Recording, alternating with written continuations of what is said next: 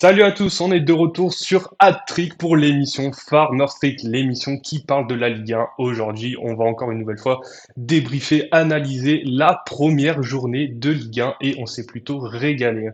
Aujourd'hui, pour m'accompagner, Gaëtan, comment vas-tu? Ça va très très très bien, Vincent, et toi? Ça va super. Gaëtan, vu que tu es là, on va juste préciser que Guillaume n'est pas avec nous aujourd'hui, vu le premier match de l'Olympique de Marseille. Il a pris quelques vacances, mais il reviendra bientôt. Gaëtan, vu qu'on est avec toi, petit point sur les Girondins de Bordeaux. Comment ça se passe? Petit point, mais petit point. Un point pour les Girondins sur cette première journée. Match, on va dire, un petit peu de rodage. C'était contre Avranches. Match à 21 h parce que Bordeaux, température de canicule. Donc, ça a été décalé à 21 h par rapport à des décisions préfectorales. Donc match un peu particulier. Bordeaux a eu plus souvent la maîtrise du ballon, même si Avranches a été capable de mettre des bonnes séquences. Pour moi, c'est un résultat plutôt logique. On n'a pas été en capacité de faire la différence sur ce match. Mais bon, on va dire que par rapport à tout ce qui s'est passé cet été, ça reste quand même un bon début, même si une victoire ça aurait été encore mieux. Et prochain match, du coup, Gaëtan, Granville, c'est ça? Grandville, samedi, 18 h. Allez, c'est noté. Euh, on va pas parler de National 2, mais quand même de Ligue 1 aujourd'hui. Donc, on va commencer avec un petite analyse de ce qu'on a bien aimé sur Ligue 1+. Un gros débat sur Rennes Olympique de Marseille. Et après, on parlera des autres équipes, des autres matchs de cette journée. Et si on a le temps, un petit point sur les Français qui ne jouent plus en Ligue 1 ou juste les anciens de Ligue 1. Et on va commencer tout de suite sur Ligue 1+. Donc, pour rappel, la Ligue 1 est maintenant diffusée sur la plateforme du championnat, donc Ligue 1+. Nicolas de Taverneau de LFP Media a annoncé les chiffres déjà sur ce premier week-end. Il y a 600 000 abonnés, donc c'est quasiment autant que sur l'année dernière avec DAZN. C'est disponible il y a une offre avec DAZN, une offre avec Amazon Prime. Gaëtan, on va directement commencer. Qu'est-ce que tu as pensé de Ligue 1+, de la plateforme, des consultants? Ben écoute, plutôt content satisfait de ce que j'ai pu voir sur ce premier week-end. Des émissions rythmées, bon, je vais parler de l'application, je m'interromps direct, mais je vais parler de l'application. L'application, j'aime beaucoup.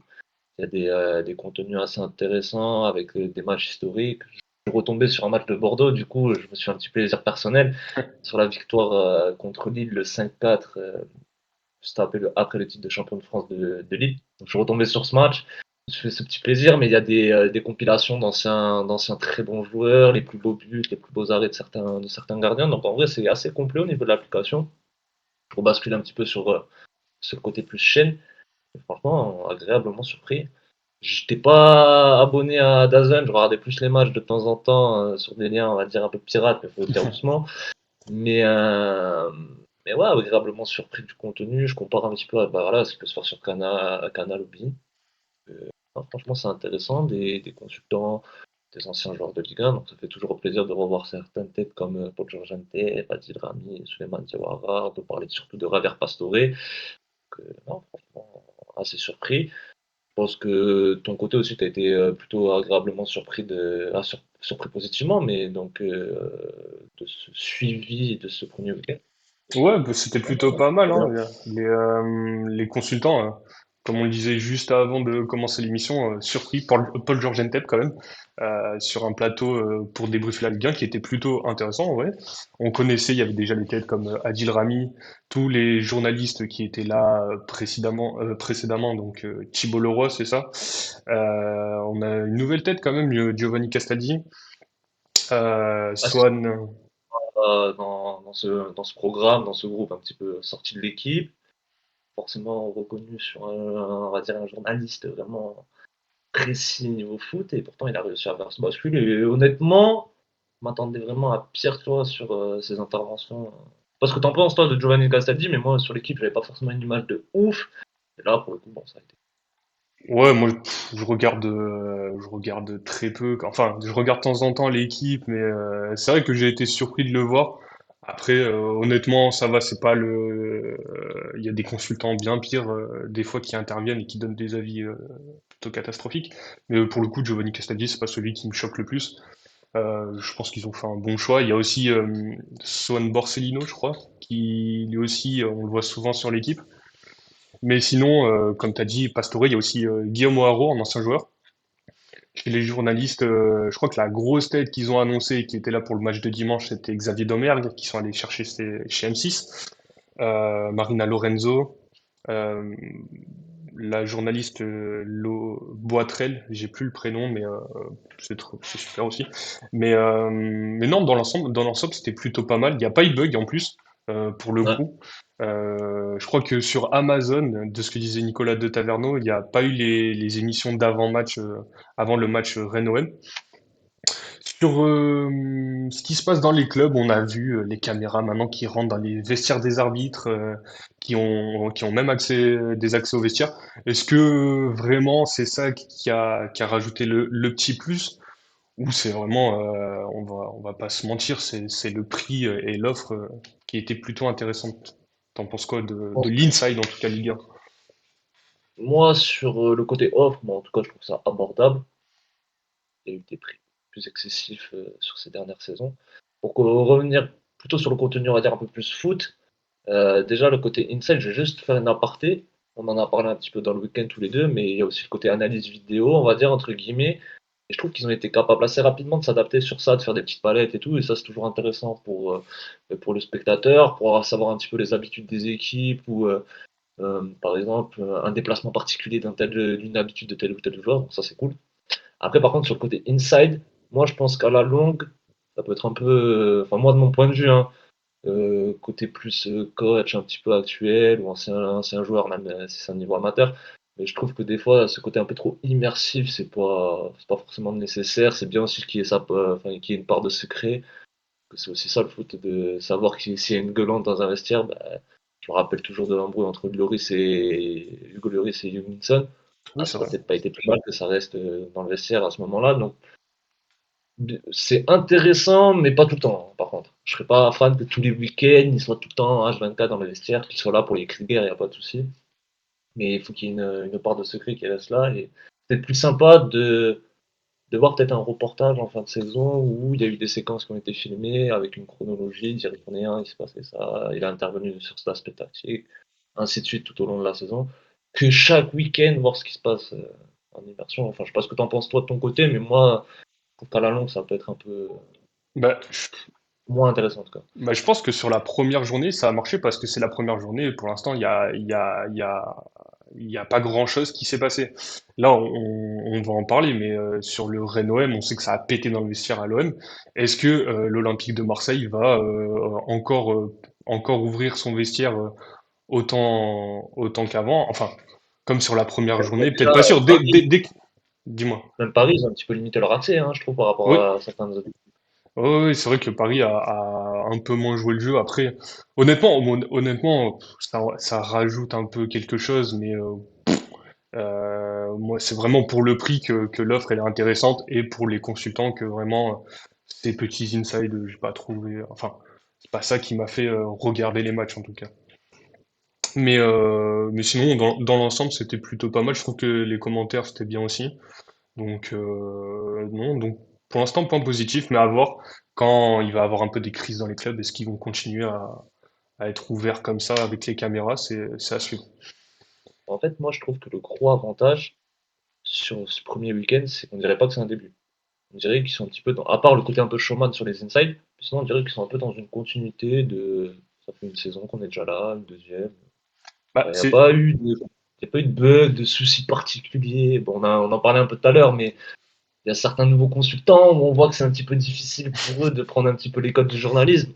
On parle de Souleymane Diawara, on en parlait un petit peu tout à l'heure en off et on en a rigolé dessus, mais bon, c'est normal aussi, ils découvrent le métier, on kiffe ce qu'ils fassent. Mais hormis ça, il y a peu de choses qui nous donnent une indication de se dire, ben, c'est un début en fait. C'est ça qui est bien, je trouve. ouais, ouais, ouais, non, mais honnêtement, je suis plutôt d'accord. Je vais pas grand-chose de plus à dire, mais oui, c'était un bon début. En plus, vu je crois qu'ils ont encore des accords avec Dazen, donc c'était dans la continuité, hein, comme on l'a dit, les journalistes et tout ça. Donc, Donc c'était plutôt pas mal, ouais. Et à voir ce que ça va donner par la suite. Je pense que la Ligue 1+, est-ce que tu voulais rajouter quelque chose en plus, Gaëtan? Non? Je pense qu'on a fait le tour en vrai Ouais, pour le on a coup. fait le tour. Donc, à voir. On va rentrer directement dans le gros match du week-end. Et en fait, c'était le tout premier match de cette journée de Ligue 1 entre le Stade Rennais et l'Olympique de Marseille. Alors, avant de parler football, donc on sait que, on va directement spoiler, l'OM a perdu son premier match 1-0 alors qu'ils menaient, enfin ils étaient à 11 contre 10 pendant plus d'une heure de jeu. Ça a pété à la fin dans les vestiaires. On le disait sur la preview dans notre première émission que quand ça pète à Marseille, ça pète fort. Et ben ça a pas manqué. En plus, dès août comme ça, dès la première journée, ils commencent à être habitués. Donc, fin de match, embrouille. Donc dans les vestiaires, à ce qui paraît, quand on était dans le stade, tout ça, enfin à côté des vestiaires, on entendait déjà crier. Donc il y aurait eu une embrouille entre Jonathan Rowe et Adrien Rabiot. Ça sera allé à du front contre front. Après, ça a dû être calmé. Et depuis, les deux joueurs donc n'ont pas repris l'entraînement. Ils ont été suspendus à titre conservatoire par leur club. Et donc, on apprend aujourd'hui, c'est la mère d'Adrien Rabiot, donc Véronique Rabiot, qui a parlé sur RTL, et je crois que c'est à l'équipe qui a donné l'info, que Roberto De Zerbi ne voudrait plus de Adrien Rabiot dans son vestiaire. Et donc, derrière, ça a été suivi par un communiqué de l'OM, comme quoi Adrien Rabiot est sur la liste des transferts, tout comme Jonathan Rowe. Donc, Gaëtan, déjà, qu'est-ce qu'il faut en penser de ce qui vient de se passer? Et après, on verra si vraiment il y a les départs de ces deux joueurs, comment on pourra un peu les remplacer. Qu'est-ce que t'en penses? Déjà, déjà c'est difficile déjà que ça se passe en première journée. Je trouve ça fou. Je trouve ça fou. Et on en parlait, comme tu disais, on en a un petit peu parlé en preview. C'est hein, Marseille, c'est le côté passion. C'est une défaite dans le temps additionnel. Donc il y a tout cet aspect émotif qui rentre en compte.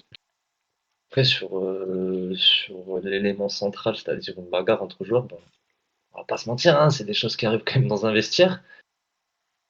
Là, on parle quand même de deux joueurs très importants pour Marseille. Et je trouve, et on en revient un petit peu aussi à ce qu'on disait pendant la preview, mais pour moi, c'est une preuve forte de la puissance de l'institution de l'OM à présent, que ce soit avec Benatia, que ce soit avec De Zerbi, que ce soit avec Pablo Longoria. On sent que ça bosse et on sent que voilà, ils trouvent ça inadmissible, que c'est des comportements qu'ils ne veulent pas revoir. Ce sera une fois, pas deux. Que choix fort, hein, choix fort, parce qu'on parle quand même d'un joueur qui a été. C'était Adrien Rabiot et pas forcément Jonathan Rowe, mais ça montre de belles choses. Mais Adrien Rabiot, c'est peut-être le meilleur joueur de la saison passée de l'Olympique de Marseille. Il y en a peut-être qui diront qu'il est deuxième. Bon, il est dans le top 3 dans tous les cas. Pour moi, il n'est pas troisième, il est dans le top 3. Mais, euh, mais c'est un choix très fort. Hein. Un choix très fort. Et derrière, la question qu'on peut se poser, c'est est-ce que Mercato, pour pouvoir remplacer ces joueurs, pour la puissance financière pour possiblement le faire, surtout s'ils font un transfert sur ces joueurs, mais du coup, à quel prix? Parce que moi, enfin, je le vois comme ça, mais un club qui souhaite recruter Adrien Rabiot, il sait très bien que là, c'est dans le speed, donc il peut proposer au rabais, et essayer de récupérer un Adrien Rabiot au rabais, un Jonathan Moreau au rabais. C'est quand même des joueurs intéressants à récupérer pour certains clubs. Donc, je sais pas ce que tu en penses, toi, sur un peu tout cette suite à donner, tu vois. Bah, Et déjà, c'est spécial, hein. ouais, déjà à préciser que dans le communiqué, l'OM a aussi précisé que Roberto De Zerbi ne serait pas satisfait de l'investissement d'Adrien Rabiot depuis la reprise. Donc ça, on n'est pas dans le vestiaire, donc on ne sait pas vraiment. Mehdi Benassia, donc avant le match, il était en présence des journalistes de Ligue 1+, et lui déjà, il avait annoncé qu'ils étaient encore à la recherche de deux trois recrues pour remplacer Merlin, pour remplacer Rongier, peut-être, alors peut-être pas un attaquant, mais en tout cas, il y avait encore deux trois postes ou deux trois joueurs à faire venir. Donc sur ces transferts, donc on savait aussi que Jonathan Rowe En cas de bonne offre, l'OM n'était pas totalement fermé à s'en séparer. Il y avait des rumeurs avec Rennes. Il y avait aussi cette histoire d'extra-communautaire, mais au final, ça s'est arrangé parce que, je sais plus exactement, je crois que c'est Greenwood qui a un passeport jamaïcain maintenant. Enfin bref, il y avait ça.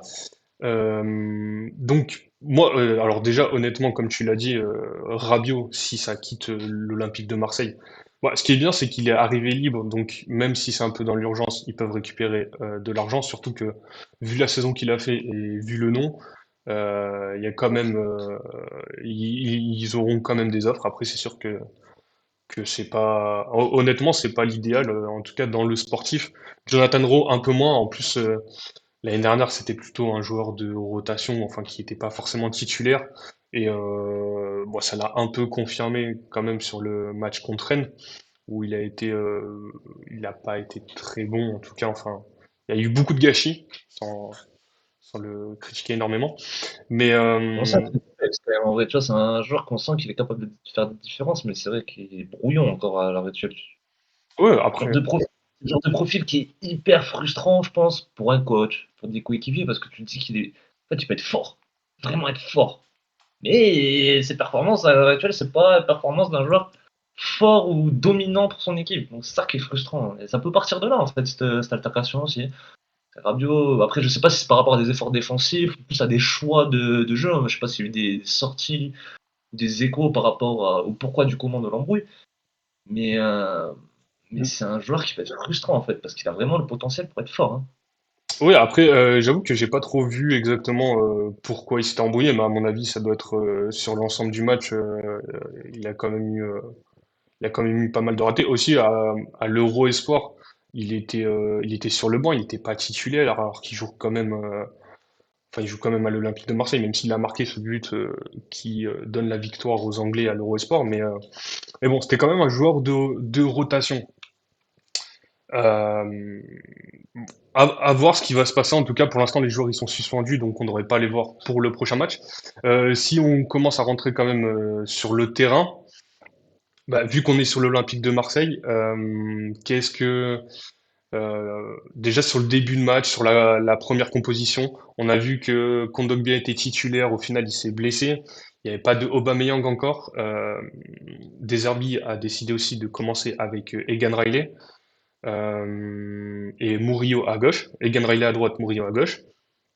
Angel Gomez aussi était titulaire. Qu'est-ce que tu as pensé de cette équipe de Marseille, de cette composition? En tout cas, on va juste démarrer sur le match jusqu'à la 30e. Après, on va essayer de quand même parler de Rennes, mais sur l'Olympique de Marseille déjà. Moi, personnellement, Au fait, au-delà, on enlève l'aspect, je fais la différence, je marque des buts. Mais dans l'aspect maîtrise et tout, on a un peu retrouvé ce que fait l'OM. Ils essayaient de contourner, contourner, contourner. Bon, ils ont pas été capables de faire la différence. Moi, je te donne un symbole de ça. Tu parlais des 30 premières minutes. Moi, ce qui me frappe, c'est Greenwood qui ne pas une frappe. Il se ouais. retrouve deux trois fois en position et il ne pas une frappe. Alors que en fin de saison dernière, ça aurait été poteau rentrant. Donc, ça joue à pas grand chose en fait. Moi, je trouve pas qu'ils font un match. Enfin, même au-delà des 30 minutes, je trouve pas qu'ils fassent un match où ils fassent un mauvais match en vrai dans l'ensemble. Moi, j'ai trouvé quand même cette Olympique de Marseille un peu fébrile. On sait qu'ils aiment bien jouer cette tactique du hors-jeu.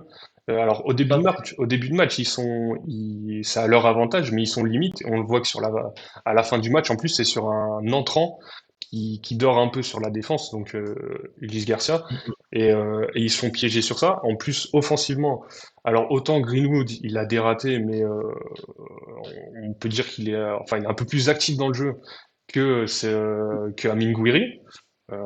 Si on parle directement de lui, Amine Gouiri, ça a été très compliqué, même quand il a été décalé il a été décalé à gauche quand je crois Rowe est sorti. Il a fait plutôt un mauvais match. Alors Gouiri, on connaît, pareil, on en a parlé sur la preview. Gouiri, c'est 6 premiers mois qui sont bons et après souvent il s'éteint en fin de saison. Enfin, ouais, en fin de saison. Là, du coup, ces 6 premiers mois, ils sont déjà passés la saison dernière. Voilà, c'est sur un premier match, on va pas le condamner quand même, hein, je suis pas, on n'est pas des assassins, mais Mais là, pour le coup, il fait vraiment un mauvais match à oublier. Il n'y a pas grand-chose à retenir de son match. Il y a aussi le choix tactique de faire jouer plutôt Rabiot en meneur de jeu et Angel Gomez en 8 ou meneur de jeu reculé, comme on peut l'appeler, mais c'était plutôt Rabiot plus offensif que Gomez. Moi, j'aurais pensé l'inverse. Euh, je sais pas, en tout cas, je trouve qu'ils font pas un grand match non plus, quoi. Pour parler de Rennes, quand même, vu on est sur l'Olympique de Marseille, on l'avait vu en conférence de presse déjà sur la conférence d'avant-match, le Stade Rennais, le discours, il est parfait du début avant le match jusqu'à la fin du match. Ben, c'est ce qu'on a voulu voir. Habib Beye, il a des exigences. Et même quand il y a ce rouge, ben, Rennes, c'est impressionnant pour ce début de saison. Euh, qu'est-ce que... Si je Après, peux revenir sur, vas-y, je t'écoute. si je peux revenir ouais, sur deux, trois trucs. Déjà sur l'aspect. En fait, je vais revenir avec ballon, déjà, dans un premier temps. Moi, où je les ai trouvés en difficulté avec ballon, c'est dans le dernier tiers. Tu as parlé d'Amine Gouiri. Pour moi, c'est des joueurs qui ont été en difficulté sur ce match. On a parlé de Jonathan Gros. Ok. Donc pour moi, ça a été en fait dans le dernier tiers, aux abords de la surface de réparation, un petit peu avant, on va dire aux 25-30 mètres adverses. Donc c'est là pour moi, ils ont été en difficulté. Avant, en fait, sur la partie avant, sur les sorties de balles, moi, j'ai trouvé qu'ils ont quand même, tu vois, par moments réussi à sortir des bons ballons. Euh, Quand il a fallu garder le ballon un petit peu plus haut dans le camp adverse, ça a été. En fait, c'était le moment où il fallait faire une différence, un décalage. Mais il manquait toujours un petit truc. Un joueur disponible, la passe dans le bon timing avec la bonne précision, le bon contrôle, le joueur placé au bon endroit. Enfin, tous ces éléments qui peuvent permettre derrière de pouvoir enchaîner et de créer du décalage, ou par exemple un petit exploit individuel, parce que ça, Marseille, ça, leur saison dernière, elle a aussi été un peu. Elle a été bonne parce qu'il y a eu des joueurs qui ont été capables de faire des différences individuellement, et ça, c'est toutes les équipes. Hein. On va pas toutes les citer, mais bon, dès qu'il y a un joueur individuellement qui est capable de faire une différence, ben, ça apporte forcément quelque chose. Vendredi, pour le coup, pour Marseille, ça n'a pas été le cas.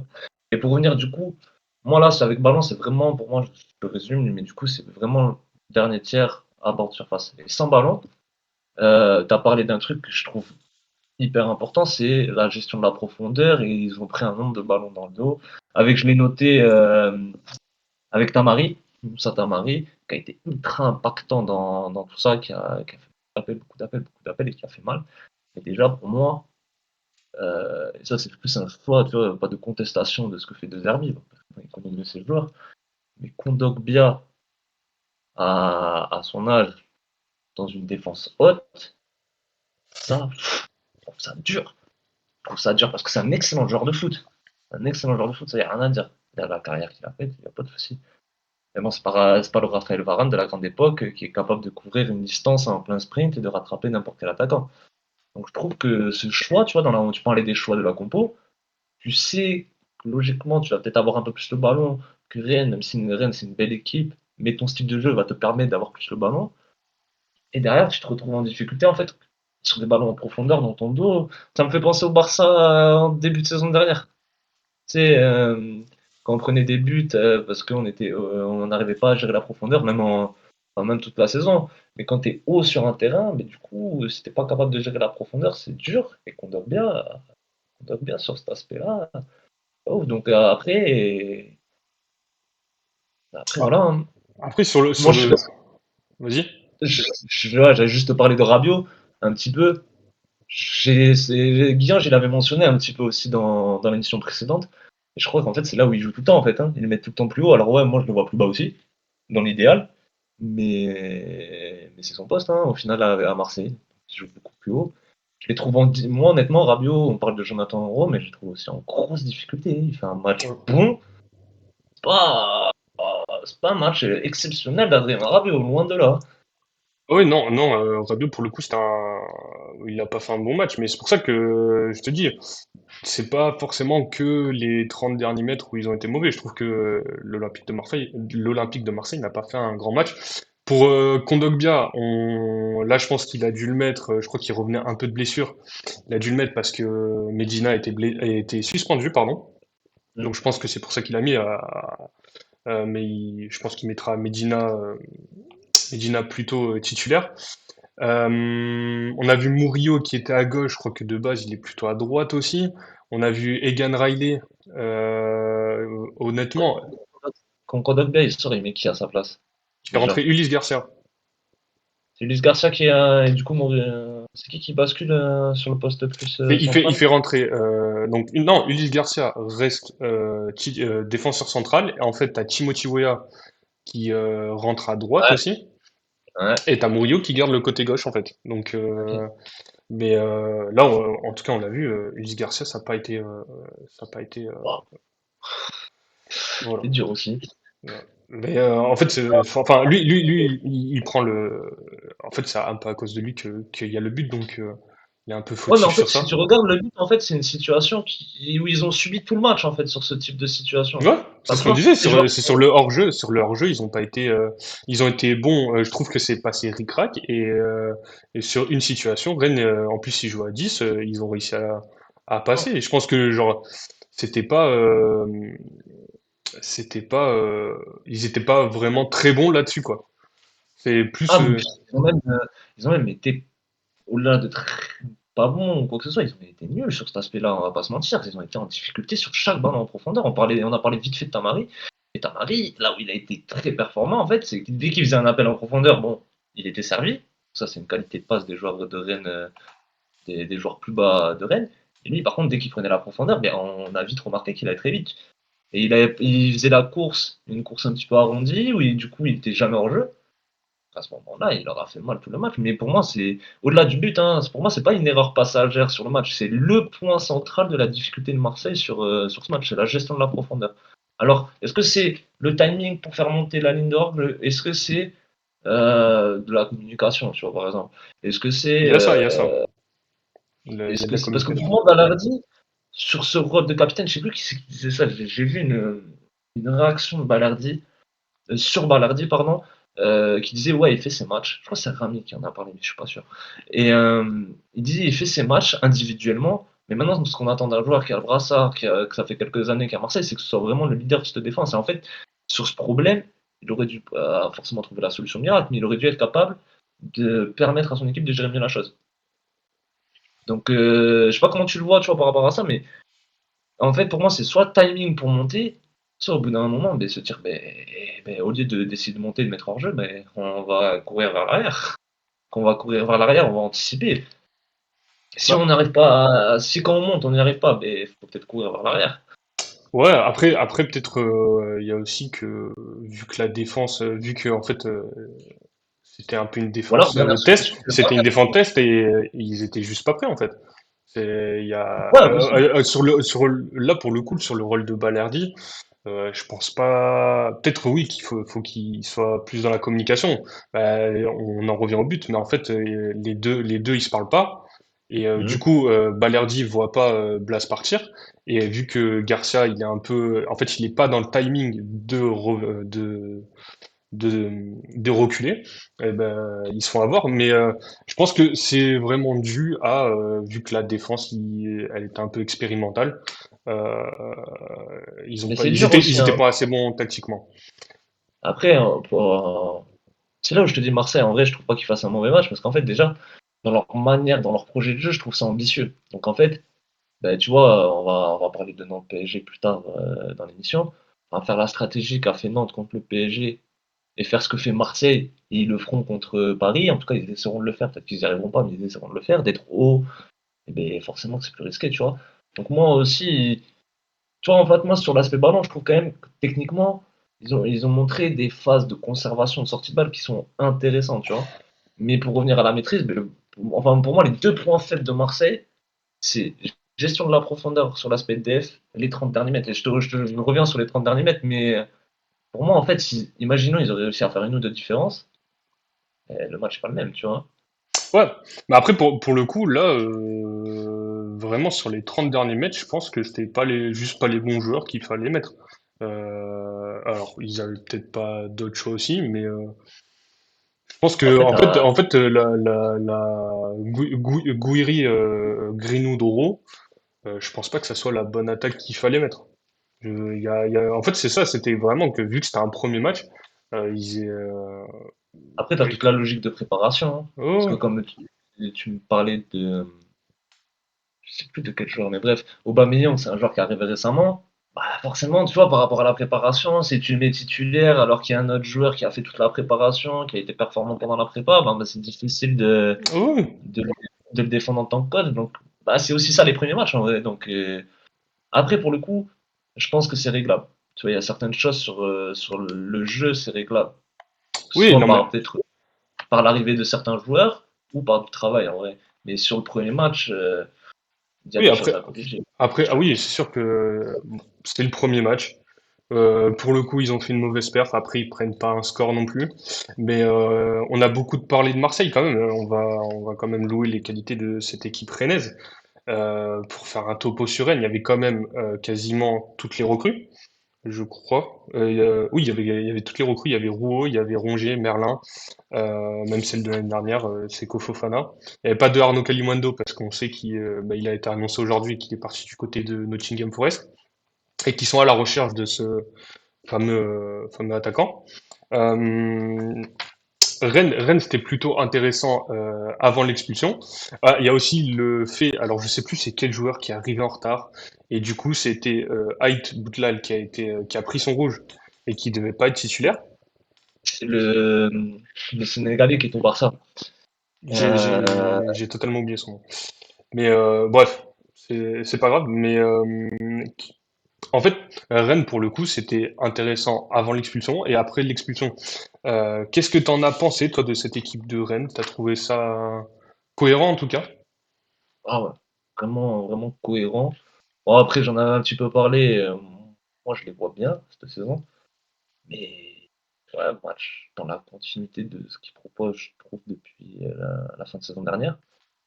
Des joueurs individuellement qui redeviennent les joueurs qui sont. Je pense à Seko Fofana. Seko Fofana, on a retrouvé le Seko Fofana de Lens sur un match. À la fin, à la fin, ça en devenait même un peu drôle, mais il se retrouvait à faire des courses de 50 mètres. On voyait qu'il était plus capable de les faire, et que Tamari, ça allait un peu trop vite pour lui. Mais dans l'ensemble, la grosse prestation de Rennes, grosse prestation, archi cohérent dans les duels. Et en fait, le rouge, limite, c'est un message positif. Parce qu'en fait, ça montre qu'ils sont proches du porteur de balle, ils sont à distance. Bon, c'est une petite erreur de jeunesse parce que il arrive fort. Il arrive fort et qui se retient pas. Il y a faute, il y a carton, ça, il y a pas de souci. Parce que même les Rennais, ils n'ont pas forcément contesté. Pardon. Mais dans l'ensemble, c'est plaisant. La défense à 3, je pense qu'il n'y a pas grand chose à dire sur les trois joueurs qui étaient derrière. Le Ouais, match de non. Brissamba, je suis pas le plus grand fan, mais pour le coup, bon match. Bon match. Et après, je pense qu'il faut les valoriser, mais on en parlait dans la preview aussi, mais 20 millions pour Merlin Rongier, Ouais, ouais, le c'est cas de vrai. Ouais, c'est vrai. En plus, il y a exactement. En plus, Rongier, on savait qu'il était attendu. Il a eu et je crois qu'il a eu deux banderoles au final dans le match. Et le discours, il est pas allé. Le discours, il était clair, net. Il est là à Rennes, il est prêt. Et en plus, il a fait un super match. À noter aussi qu'il n'y avait pas Ludovic Blas qui était titulaire, hein, il était sur le banc. Honnêtement, cette équipe de Rennes, c'était vraiment très plaisant à voir. Tu l'as cité juste avant, mais Altamari, il a fait un sacré match. Moi, pour le coup, je le connaissais pas vraiment. Il était à Montpellier, je connaissais à peine. J'ai pas beaucoup regardé Montpellier l'année dernière, j'avoue. Mais honnêtement, Altamari, ça a été. Il leur faut juste quand même ce petit attaquant parce qu'au fil de la saison, ils ont quand même besoin d'avoir ce buteur. Mais sinon, comme tu Après, l'as dit, même s'il est très jeune, tu as l'attaquant qui est sorti après le carton rouge, là. Meïté? Meïté du centre de formation, là. C'est un très bon jeune, en vrai. C'est un très bon jeune. Après, bon, pour le coup, il y a vraiment peu de chance parce que en vrai, quand il y a eu le rouge, bon, tout le monde savait que ça allait être lui, vu que c'est le joueur le moins expérimenté du 11. Mais bon, à voir, tu vois, ça peut être intéressant à suivre. Est-ce que c'est suffisant pour permettre à Rennes d'aller dans ses ambitions? Peut-être pas, tu vois. Mais ça peut être son joueur qui peut mettre entre 5 et ses 5 buts, tu vois, entre 5, 6, 7 tu vois, buts dans la saison. À voir, tu vois. À voir, à voir. Ah, et j'ai pensé aussi, tu vois, sur la globalité de l'effectif. Mati Camara aussi, qui a fait une bonne rentrée, je trouve. C'est exactement ce que j'allais dire. Donc il y avait Blas, il y avait encore Blas et Camara sur cette équipe de Rennes qui était sur le banc. Donc honnêtement, quand tous ils seront prêts pour jouer ensemble, j'avoue que je les ai un peu peut-être sous-estimés, cette équipe de Rennes. Mais en tout cas, en plus, vraiment, je le répète, mais le discours d'Abibay en conférence de presse et quand tu sens que tout le club le suit, tout le projet, il est suivi, honnêtement, en tout cas, ça fait plaisir à voir. Et, et ouais. Et je sais plus ce que je voulais dire, mais ouais, sur ce match, en tout cas, Rennes, que ça soit avant l'expulsion ou après l'expulsion, ils ont fait un match, vraiment un match d'équipe. Et ils ont été récompensés par ce but de Blas. Blas, hein, je crois qu'il rentre, il a touché 5 ballons, je crois, et un but. Hein. Ça a été très efficace. Mais en tout cas, ouais. Et petit aparté, mais Rongier et Salchambray sur le fait que ce soit un ancien Nantais et tout. Et du coup, quand Ludovic Blas il a marqué, on n'a pas entendu, ouais, c'est un ancien Ah, mais Nantais. c'est parce qu'il avait chambré, je crois qu'il avait fait un chambrage, je sais plus exactement à l'époque. Mais en gros, il avait fait un chambrage sur le derby breton. Enfin, parce que c'est la lore, bref. Il avait fait un chambrage sur le derby, et en gros, depuis, ça s'est mal passé. Enfin, ils l'ont gardé en travers, mais en vrai, euh, Après, par contre, les banderoles, elles font mal, hein. ouais. Elles font mal. La Euh, première, elle est hardcore quand même. La première, elles sont quand même. elle est dure quand même. La deuxième, je me souviens plus exactement ce qu'ils ont dit, mais sur la première, elle est dure. La première, waouh! Waouh!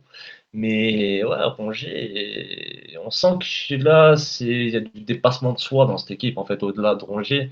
On sent vraiment qu'il y a vraiment un dépassement de soi. Et pour les David Bey, c'est vraiment archi intéressant à voir. Tu vois, en fait, c'est ce côté structure, cohérence, Ouais. don de soi, dépassement de soi.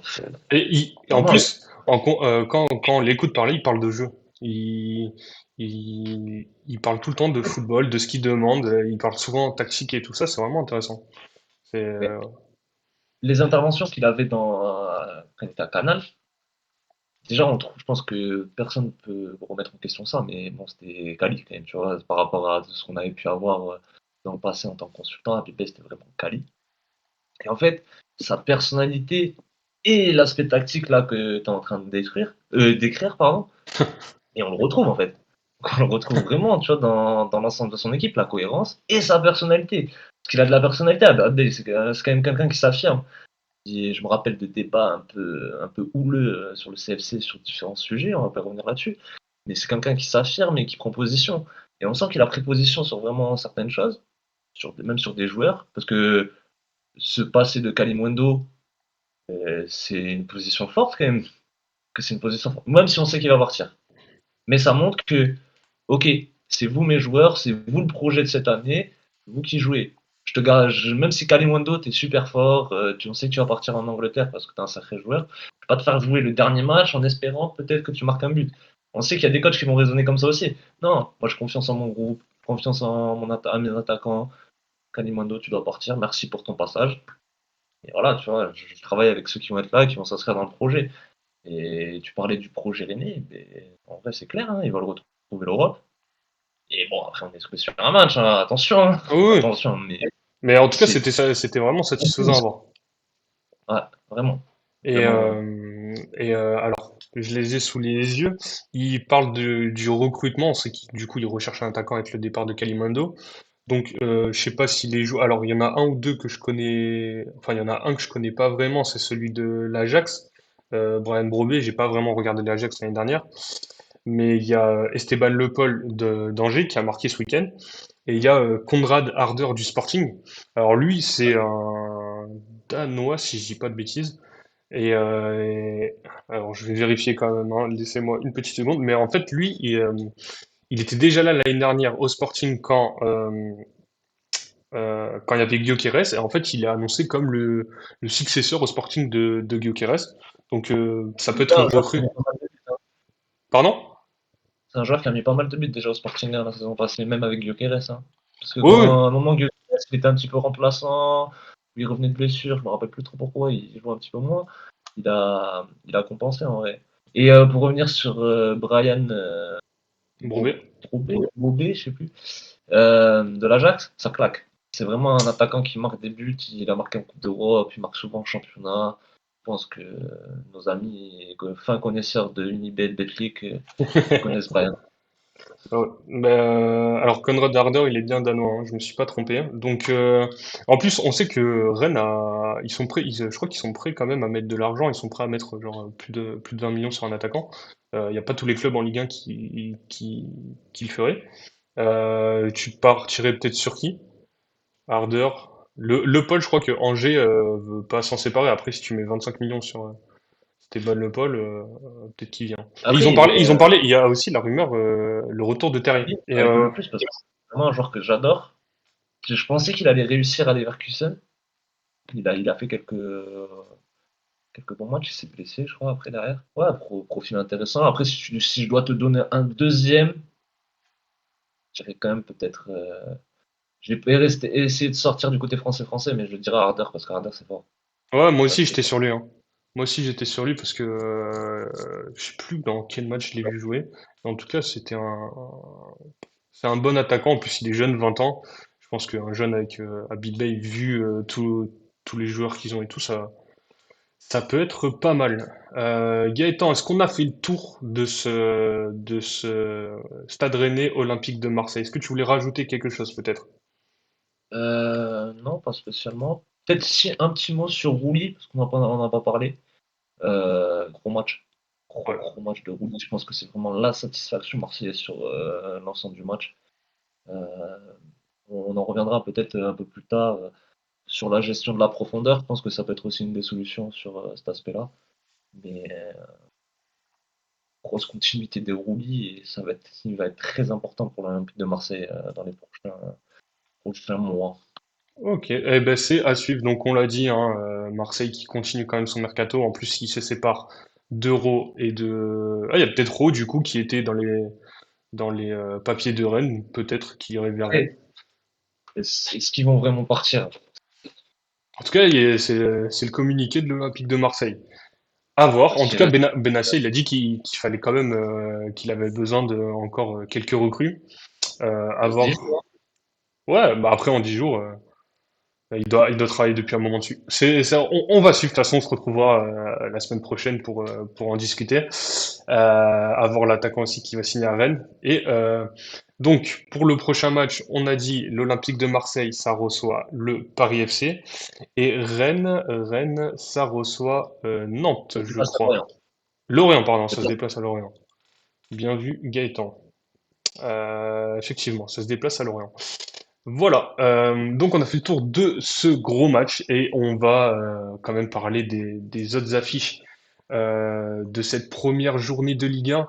Donc je vais quand même mettre les résultats de cette première journée pour la vidéo. Et de quel match tu voulais nous parler, Gaëtan?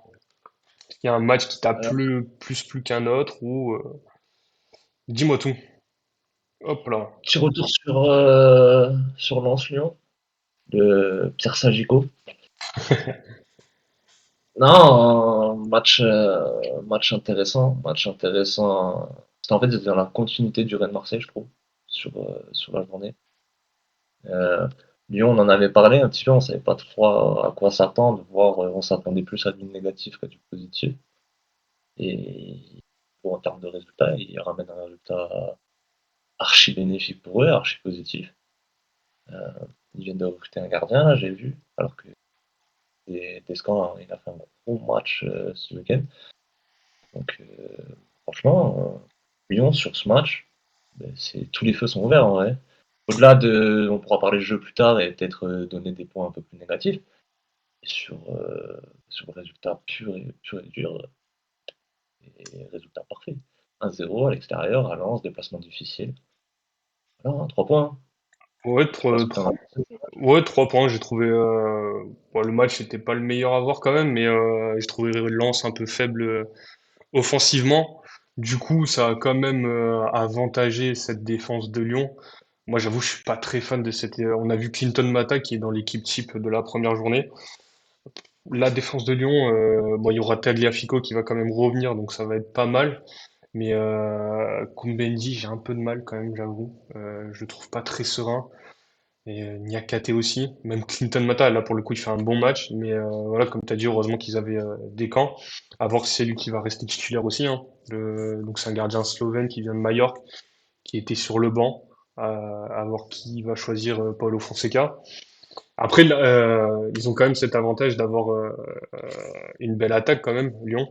Même si Maitland Niles, je le préfère en défenseur quand même qu'en tant qu'attaquant, mais Mikotadze Fofana, en plus de ce qui a l'air de se passer, on savait que Mikotadze allait rester, mais Fofana, il devrait plutôt rester pour l'instant. Donc en vrai, heureusement qu'ils ont cette bonne attaque. On a vu les recrues qui sont rentrées. C'est un bon premier match en tout cas, genre comme tu l'as dit, hein, on se répète un peu, mais on s'attendait à pire quand même, et au final ça va. Ça va pour Et ce. même, tu vois, dans le match aussi, il y a un truc que j'ai bien aimé, mais ça y est, un peu de tension. Tu vois, le vendredi, c'était un peu le côté un peu showbiz et tout, parce que même sur le rouge, il n'y a pas eu le rouge de Rennes, il n'y a pas eu d'altercation de ouf. Et alors, j'ai bien aimé la petite confrontation Malangsar avec Senyakate. Senyakate, je crois, avec qui s'investit, qui s'embrouille un petit peu, je crois. Euh, Senyakate, je crois, non? ouais, je crois que c'est Niakate, ouais, je crois que c'est Niakate. Mm. Tolisso un peu dedans, bon, Tolisso, on sait qu'il est jamais très loin. Non, ça y est, j'étais dans ma Ligue 1, là, un peu de confrontation, donc match tendu, je trouve, un petit peu sur la fin. On sentait que en fait, même si c'était pas beau, on sentait que les deux équipes, elles ont tout fait pour essayer de gagner. Et Mm. ça n'a pas été parfait. Loin de là. Mais on a senti que les deux équipes ont essayé de gagner. C'est bizarre d'ailleurs que ça finisse quand même 1-0. Peut-être parce que les gardiens ont été performants. Mais non, mais ça y est, petite ambiance de Ligue 1. En fait, ce match m'a donné envie de regarder la suite de la journée. Ce match, en vrai. Et après, tu parlais juste de l'attaque. Je reviens sur Nico Tadze. Nico Tadze, c'est son heure. Et par contre, ça peut vraiment être. Parler de pronostic meilleur buteur, je pense qu'on l'a oublié un petit peu. Je pense qu'on l'a oublié. Je sais pas, je te dis pas qu'il sera peut-être le meilleur buteur de Ligue 1. Il sera pas très loin du top 7, top 5, top 3, je pense. Ah bah oui, de toute façon, bon, il est sur les buteurs vraiment, les attaquants devant, il est un peu seul à Lyon, donc peut-être que j'en oublie un, mais je crois pas. Mais ouais, Mikotadze, heureusement que lui reste parce que lui aussi, à un moment, il était annoncé du côté de la Roma, tout ça. Mais euh, mais pour revenir sur Malansar, il a fait un très très gros match. Pour le coup, ça a été un sacré patron de défense. Donc voilà, Lens, ils perdent leur premier match. Pareil, c'est un peu comme Marseille, ils perdent leur premier match, mais au final, est-ce que ils ont vraiment fait un mauvais match? Pas sûr. Je les ai trouvés plutôt intéressants. Faut qu'ils se renforcent. Ils ont besoin quand même d'un attaquant. Mais Tu sais, c'est l'alchimie, le temps que ça se crée. ouais, Alors c'est que ça, ça. avec bien, Nouveau l'arrivée coach, de nouveau coach, Florent Thauvin, c'est quand même un joueur phare qui va être important pour l'équipe, mais qui est Florent tout Thauvin, neuf. très très bonne rentrée.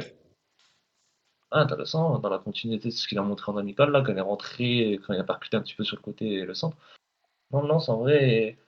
En fait, vu que c'est les premiers matchs, on peut se dire que c'est des matchs de perdus, mais ils sont dans la continuité. Enfin, l'ensemble des équipes est dans la continuité de leur préparation, donc il y en a peut-être qui sont un petit peu plus prêtes que d'autres. Et pour le coup, Lens, intéressant, comme tu dis. À suivre. Franchement, Lens, ça peut être. Pas que ce sera la révélation de la saison, mais en tout cas, je pense que ce sera une équipe performante. Ouais. Et juste petit kiff sur l'entrée des joueurs là, juste avant là, l'espèce de sas qu'ils ont. C'était stylé l'espèce de mine de charbon là qui rappelle leur héritage et tout. C'était vraiment, je trouvais ça sympa. Bref, C'est sur les autres matchs de cette journée, moi j'ai quand même mon petit coup de gueule sur l'OGC Nice. On peut le voir sur mon maillot. L'OGC Nice qui a perdu contre Toulouse quand même. En plus, sur le but qu'on prend, alors on le voit peut-être pas sur les résumés, mais il y a deux espèces de chandelles de la défense niçoise, enfin des dégagements vraiment d'équipes faibles défensivement. Et au final, intéressant. ouais, voilà, interdit. Et Toulouse récupère, qui marque Djibril Sidibé qui marque quand même. Il n'a pas marqué depuis 2018, si je dis pas de bêtises. Mais cette équipe de Nice très faible, j'ai trouvé en plus tactiquement. Alors pour ceux qui regardent un peu les suiveurs de Nice, euh, on parle beaucoup de cette compo de Franck Hez, des joueurs qui sont pas au niveau, ça revient souvent dans ceux qui suivent. Mais ouais, la compo, en fait, la compo en 3-4-3, on a l'impression qu'elle est, alors, ou les joueurs sont pas adaptés à la compo, ou la compo elle est presque trop compliquée en fait pour ces joueurs. On a l'impression qu'ils la comprennent pas. Moi, j'ai trouvé tactiquement, j'ai trouvé que Nice c'était prévisible. Déjà qu'ils ont pas les joueurs, déjà ils ont pas toute leur équipe. C'est une équipe qui apprend à se connaître et que tactiquement, en fait, c'était prévisible. C'était relance courte, les défenseurs qui vont chercher les milieux. Donc les milieux Boudaoui, Louché, ça se comprenait pas énormément. Il n'y avait pas une très grosse complémentarité. Et en fait, directement, c'est où ça balançait un long ballon sur Johnson sur les côtés, ou ça décalait vers Jonathan Klaus, mais il n'y a pas eu de jeu dans ce milieu de terrain, dans l'entrejeu en fait.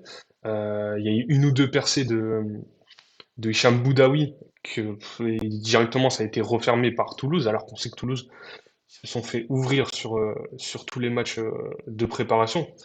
Après, c'était que des matchs de préparation, mais j'ai trouvé cette équipe de Nice tactiquement très faible quand même. Et des joueurs, certains joueurs qui se planquent. Alors, qui se planquent, oui et non, ou qui sont pas faits pour ce système, je sais pas.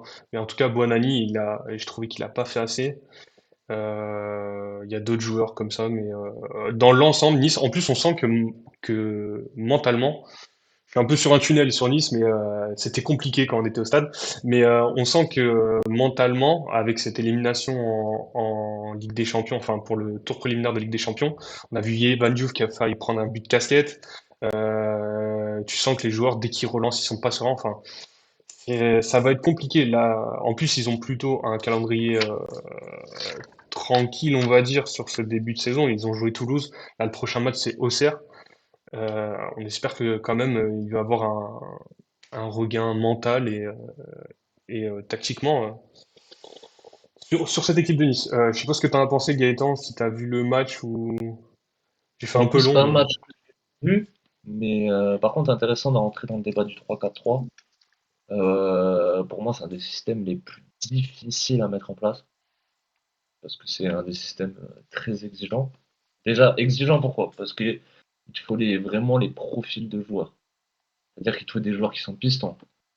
Il te faut des joueurs dans les deux joueurs au milieu de terrain, il te faut des joueurs qui courent des kilomètres et des kilomètres et des kilomètres. Sur les trois derrière, il faut pas qu'il y en ait un qui ait les pieds carrés. Donc il faut qu'ils soient en capacité de trouver des passes qui cassent les lignes. Tu parlais d'entrejeu, ça a peut-être été ça aussi le problème sur le match. Mais être capable de trouver des joueurs entre l'interligne et le milieu des défenseurs. Donc il faut des passes claquées à appuyer. Et c'est souvent des passes assez longues, on va dire de 20-30 mètres, ça peut être par moment. Donc là, les trois derrière, il faut qu'ils aient les pieds. Et après, ensuite, sur les deux joueurs, on va dire les excentrés un petit peu à l'intérieur, soit des joueurs de ballon, il faut que techniquement dans les micros espaces, il faut qu'ils soient capables de contrôler, se retourner, combiner avec un joueur. Il faut que l'attaquant ce soit vraiment, voilà, on se moque un petit peu d'Mbappé avec le pivot game, mais il faut qu'il ait cette capacité à caler des ballons, à jouer une touche, mais aussi en même temps se projeter en profondeur.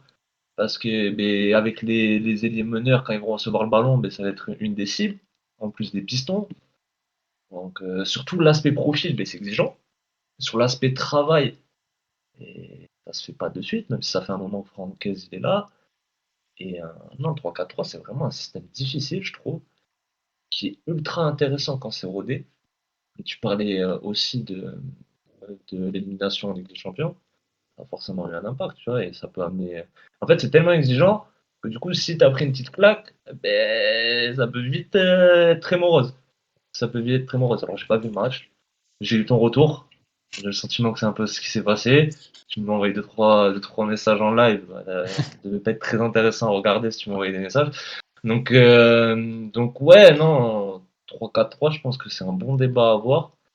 Attention, on dit souvent que la qualité première d'un entraîneur, c'est la capacité d'adaptation. On sent que Francaise veut rester dans son 3-4-3.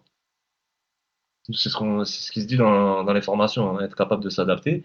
Au haut niveau, c'est un petit peu différent parce qu'il y a la possibilité de recruter des joueurs pour faire son système de jeu. On pense à Guardiola. Mais derrière, est-ce que s'enfermer dans le 3-4-3, est-ce que c'est bon signe? Est-ce que déjà tu as vu des vrais bons matchs de Nice dans ce système de jeu? Est-ce que déjà c'est un système sur la durée là, qui te satisfait par rapport à tout ce que tu as pu voir en fait? Sur l'année dernière, ils jouent avec ce système et ça finit quatrième. Là, je pense qu'il y a aussi, alors, je pense que sur l'équipe qu'il Au-delà y des a, résultats, sur la globalité dans le jeu et tout, en fait, sur la saison, est-ce que tu as senti déjà une progression dans l'utilisation de ce système? Et est-ce que là tu retrouves des difficultés que tu as pu rencontrer déjà la saison passée, hein? En fait, si tu répètes les mêmes erreurs aussi, ça peut être une problématique à un moment aussi. ouais, mais en fait, le truc, c'est que tu peux même pas te comparer à l'année dernière, vu que t'as que trois joueurs de l'année dernière, et que en fait, les autres joueurs, ils connaissent pas. Enfin, là, ils viennent de recruter le milieu de lance, Abdoul Samed, qui connaît le système, donc ça va peut-être être un peu mieux, mais là, on sent vraiment que les joueurs, ils ont aucun automatisme ensemble dans le système. Et alors, est-ce qu'il y a une évolution? Bah non, pour le coup, là, il y a une régression, mais quand t'as pas tes joueurs, Omets ce match, hein, enlève-le, hein. Moi, je te dis depuis le début, enlève ce match, parce qu'en vrai, ce match, c'est un peu, on va dire, l'écran noir, il y a enfin, c'est difficile de sortir du positif. en fait, Mais le truc, c'est sur le compliqué momentum du de. passage de t'en Bah, penses quoi, en fait? le truc, c'est que il y a pas de continuité en fait. Là, pour le coup, vu que t'as pas les joueurs, t'as pas, en fait, t'as pas tu peux pas avoir en fait, tu peux pas voir est-ce qu'il y a une progression. Sur l'année dernière, ça a progressé parce qu'ils connaissaient pas le système et ils avaient des joueurs qui étaient quand même adaptés à ça. Et là, pour le coup, t'as pas les joueurs et et c'est pas les mêmes joueurs. Donc, honnêtement, je peux même pas te répondre en vrai. Il y a une progression sur le début de saison dernière jusqu'à la fin de saison. Mais là, avec les joueurs que tu as perdus et que tu as actuellement, c'est compliqué. On a même vu Boga, qui est un peu dans cette instance de départ, on ne sait pas s'il va rester, il va pas rester, qui a en une entrée où on sent qu'il est. On ne sait pas en fait s'il est vraiment encore. Il a la tête à Nice, mais il fait deux percées plein axe. Et en fait, c'est peut-être les seules occasions les plus intéressantes qu'on a eues à Nice. Donc, honnêtement, on sait pas. J'espère. Quoi. Bah, là, ils viennent de recruter un attaquant de balle. Je connais pas le joueur, donc honnêtement, à voir. Il parle de Sinayoko là, de OCR.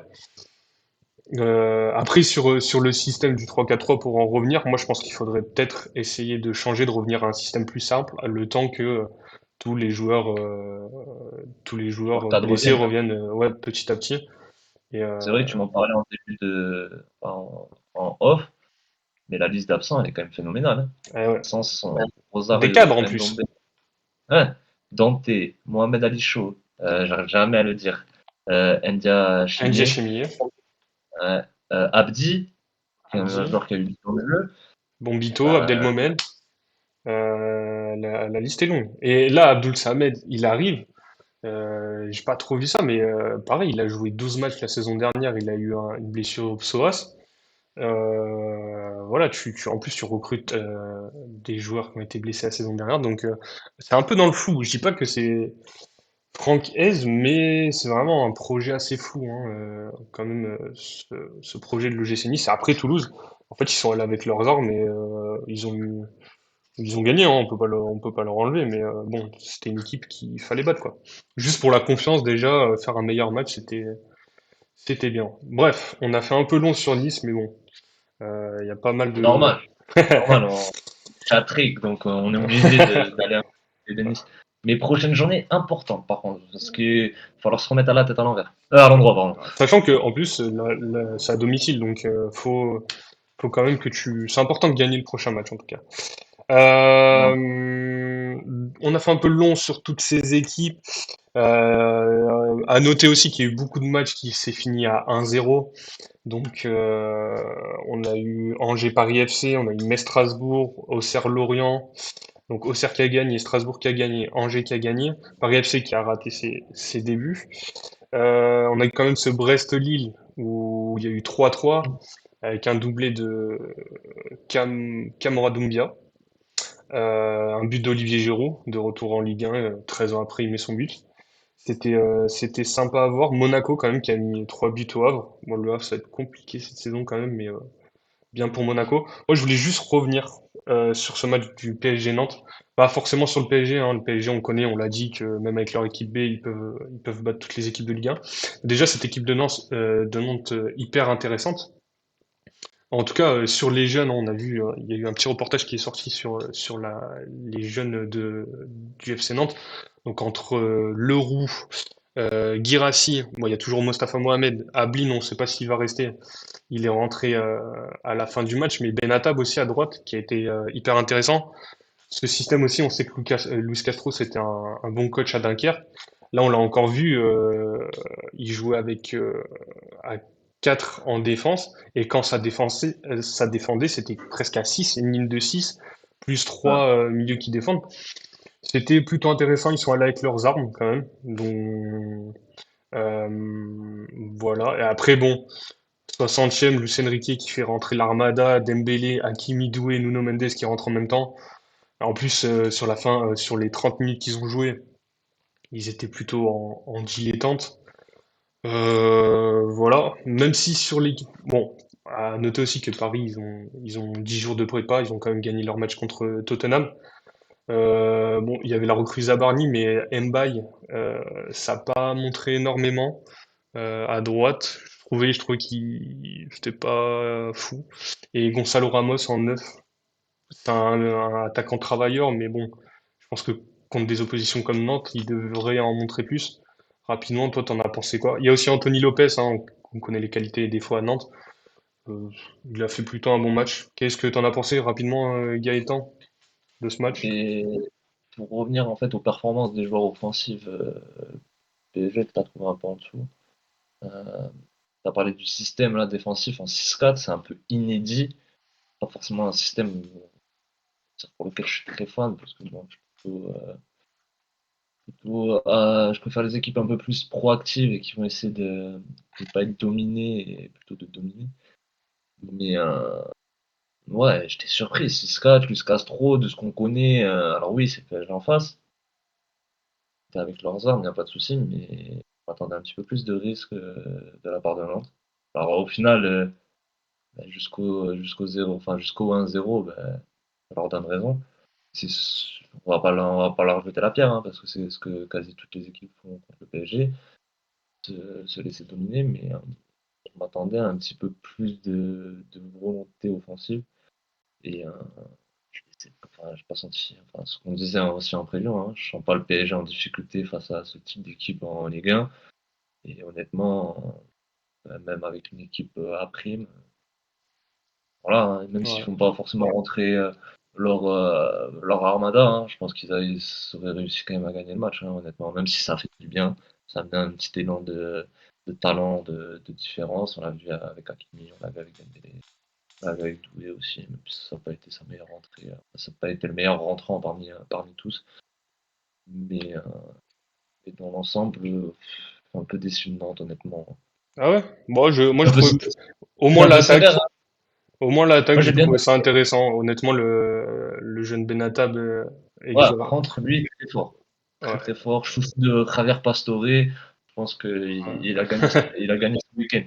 Il a gagné son week-end. Mais ouais, non, ouais. moi un peu déçu. Ce que t'en as pensé, toi, un peu plus en profondeur de Nantes, mais moi, pour le coup, après, je m'attendais pas spécialement à quelque chose, mais de 6-4, wow, Ouais, mais c'est assez. c'était plutôt sur cette phase défensive. Bah après, on l'a dit en preview, hein, on s'attendait à rien avec Nantes. Au final, j'ai trouvé ça plutôt cohérent. Au final, Paris, il gagne avec quand même un tir contré. Donc, voilà, bon, c'était Paris en dilettante et avec 10 jours de prépa. Est-ce que Paris en voulait plus, en fait? C'est ça que je me dis aussi, Non, hein. non, c'est sûr, ils avaient 10 jours de prépa, hein, et voilà, mais bah écoute, on va suivre, mais moi j'ai pas trouvé ça dégueu non plus du FC Nantes. Je pense qu'il y a des choses à faire. En tout cas, il y a des choses à faire, mais on verra sur les Après, tout dépend de prochaines ton journées. mercato aussi. On parlait de départ d'attaquant en Ligue 1. Si Ablin y part, c'est pas la même chose. C'est Mm. pour Nantes. Bon, c'est qu'on Mostafa reste. aussi, possiblement qui peut peut-être partir. Bon, on verra. Mais moi, j'ai plutôt bien aimé Nantes. Alors, pour rappel, les matchs de la prochaine journée. Donc, on a PSG, Angers, Marseille, Paris FC, Nice, Auxerre, Lyon, Metz, Lorient, Rennes, Le Havre, Lens, Toulouse, Brest, Strasbourg, Nantes et Lille, Monaco. Est-ce qu'il y a... Alors, Lille, Monaco, je pense que c'est le match le plus intéressant. Il y a pas photo. Est-ce qu'il y a un match vite fait que tu vas suivre plus particulièrement ou je sais pas, un joueur, une équipe? Une équipe, peut-être la continuité de Rennes. Peut-être la Ouais. continuité de Rennes, parce qu'on est sur. Là, c'est vraiment le côté foot qui m'intrigue pour savoir s'ils sont capables d'enchaîner, en fait. S'ils sont Ouais. capables d'enchaîner, et honnêtement, je le pense, parce qu'en plus, en fait, ils ont l'avantage que ce soit un déplacement. Alors, oui, c'est chez une équipe un peu plus. C'est moins forte de Ligue 1, ça reste un derby, en fait, donc ça reste motivant. Ils ont eu Marseille à domicile, un peu en prime time. Là, ils ont derrière, ils ont un déplacement où c'est un derby. Donc du coup, même si ce ne sera pas forcément en prime time, mais les supporters ils sont en attente de victoire dans ce genre de match. Donc c'est pas des matchs où ils peuvent se permettre d'arriver un peu en dilettante. Donc non, intéressant à suivre Rennes. Honnêtement, je pense que Rennes, si je dois te donner un autre match, on va être sur la continuité de ce match, mais Marseille, hein, parce que ce qui va se passer au Vélodrome. Ah bah Et voir voilà. le Paris FC aussi face à, on avait parlé du Paris FC, où on voulait voir si c'était capable de faire un gros coup. Ouais. Et là, pour le coup, ils ont perdu leur premier match et peut-être un peu décevant. Donc, ils vont arriver au Vélodrome avec l'envie de tout manger. Donc, avec un Marseille, du coup, c'est le feu. Ça peut être un cocktail intéressant. Il y a ça aussi. Moi aussi, j'étais sur le match pareil, Marseille-Paris FC. Parce qu'en plus, déjà, il va y avoir des supporters parisiens à Marseille. Donc c'est intéressant. Je crois qu'ils vont faire descendre deux cars, un truc comme ça. Mais ça va être cool. Et en plus, peut-être que le Paris FC va signer dans la semaine Kevin Trapp. Donc ça fait quand même une bonne recrue. Donc ouais, moi c'est en plus le derby Marseille-Paris. On va voir si ça va peut-être créer un début de quelque chose. Mais ouais, c'est peut-être le match que je vais suivre et le Lille-Monaco évidemment. Bon, Nice, hein, on retourne au stade, mais voilà, on espère que ça sera mieux. C'est samedi, hein. Mais C'est voilà. samedi. Alors, petit point quand même hein, sur le classement. Donc, on a Monaco qui est premier.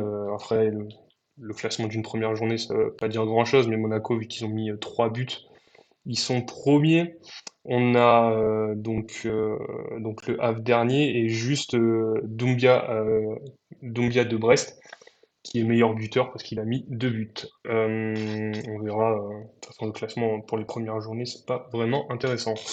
Un point quand même sur les Français à l'étranger ou en tout cas les anciens de Liga à l'étranger ou peut-être une jeune pépite que t'as suivi ce week-end euh, ou un entraîneur même, un coach, peu importe. Est-ce qu'il y a quelqu'un qui t'a marqué? Et j'en ai deux. Une, juste pour mentionner un petit peu Bordeaux, où je vais parler de Ricardo Mangas, ancien latéral gauche du Girondin, qui n'avait pas fait une saison exceptionnelle, qui a marqué 2 buts avec le Sporting. Donc, quand j'ai reçu la notification, but du Sporting, je vois Mangas, grosse réaction surprenante. Hop, j'en reçois une deuxième, réaction surprenante. Donc bon, je vais suivre un petit peu du coup son passage au Sporting. Il était revenu après les Girondins, il était parti à Boavista, je crois. Mais du coup, il a atterri dans un club intéressant du Portugal, donc à voir son évolution. Et vraiment, pour parler d'un plus longuement de quelqu'un, je ne vais pas forcément parler d'un joueur là, plus parler de Régis Lebris, la première en première ligue, 3-0 à domicile, 8 ans après leur dernier match en première ligue. Honnêtement, j'ai suivi le match un peu avec le multiplex. Il y avait Chelsea en même temps. Et là, c'était total plaisir, hein. Il ne peut pas faire mieux, hein. Il ne peut pas rêver mieux. Sunderland, pour le coup, face à West Ham en plus. Donc, ok, c'est peut-être le bon moment, la bonne période pour recevoir West Ham qui a peut-être 1 ou 2 ans. Mais total régal pour Monsieur Lebris, avoir la continuité de Sunderland. Et je pense que c'est quand même bien d'avoir un entraîneur français et un ancien de Ligue 1 qui fasse des bonnes choses en première ligue. Ouais, Sunderland, c'est cool. En plus, il y a bon, enfin, le propriétaire, c'est le fils Louis Dreyfus. Ils ont signé pas mal de joueurs quand même. Là, on a vu cette semaine Nordi Mukele qui vient de signer. Il y a celui de Strasbourg l'année dernière, Diarra, aussi, qui joue là-bas. Ouais. Donc, pas mal à voir s'ils arrivent à se maintenir. Et ouais, Régis Lebris, on l'avait vu à Lorient, hein, ça avait fait quand même du bon travail sur la première saison. Après, je crois que la deuxième, il descend. Mais Régis Lebris, c'est plutôt un bon coach. Donc voilà. Et moi, juste pour parler, hein, vous savez qu'on fait la série en route vers la troisième étoile avec l'équipe de France. Et on l'a vu, il y a Hugo Ekitike, qui a donc nouvelle recrue de Liverpool, qui a marqué. Il avait déjà marqué lors du Community Shield. On voit que son association avec Wirtz, ça commence à donner quelque chose. Franchement, Hugo Ekitike, moi je vais suivre ça de très près. Et peut-être que il va avoir le rassemblement début septembre. Peut-être qu'il aura une place dans les 23 de Monsieur Didier Deschamps. Donc moi j'ai trouvé ça très cool pour en tout cas un premier match de première ligue. Voilà. Je pense qu'on est bon, Gaëtan. On a fait le tour on a été plutôt complet sur cette première journée de Ligue 1. Évidemment, on se retrouvera pour la prochaine journée. Donc, juste rapidement, comme d'habitude, n'oubliez pas de vous abonner sur les réseaux sociaux de la chaîne @atrickfr, Instagram, TikTok, X, Snapchat même. Snapchat, on est plus de 800. Et évidemment sur la chaîne YouTube. Mais Gaëtan, merci d'avoir été avec nous sur où on peut te retrouver. Et, quel est le thème de la prochaine vidéo? Dis-nous tout. Bah, déjà, merci à toi pour cette émission, même à deux, c'était sympathique. Et par rapport au prochain thème d'analyse vidéo, on sera sur l'arrivée d'un champion, Kevin De Bruyne, chez le Cador de la Serie A, le champion en titre, Naples. Donc on sera un petit peu plus sur le côté acclimatation de l'équipe à Kevin De Bruyne, que les qualités et le profil de Kevin De Bruyne aura un petit peu changé. Donc intéressant à voir. Je vous invite du coup à aller sur les différents réseaux sociaux, que ce soit le Instagram ou le TikTok. Pour l'Instagram, c'est tiré du bas GP Sport tiré du bas. Et pour le TikTok, c'est tiré du bas GP Sport sans tirer du bas cette fois. Juste Ok. tiré du bas GP Sport. Et je fais un dernier instant promo aussi. Je vous invite à aller sur le compte Instagram de Guillaume parce qu'il y a des vacances en Albanie qui sont très intéressantes à suivre aussi. Je fais une petite spéciale dédicace parce que nous laisser à deux pendant une émission, c'est pas un cadeau. Donc pendant qu'il est en Albanie, et on C'est n'en vrai. dira pas plus, mais nous, il y en a qui bossent quoi. Ouais, c'est vrai qu'il profite bien. Mais ouais, bah, Guy-Ange reviendra. On espère qu'il pourra nous parler de peut-être la deuxième défaite de l'Olympique de Marseille. Mais ouais, en tout cas, super vidéo sur les extérieurs. J'ai trouvé ça très intéressant. Et, mais en tout cas, Gaëtan, on se reverra bientôt. Merci à tous de nous avoir suivis et à plus tard.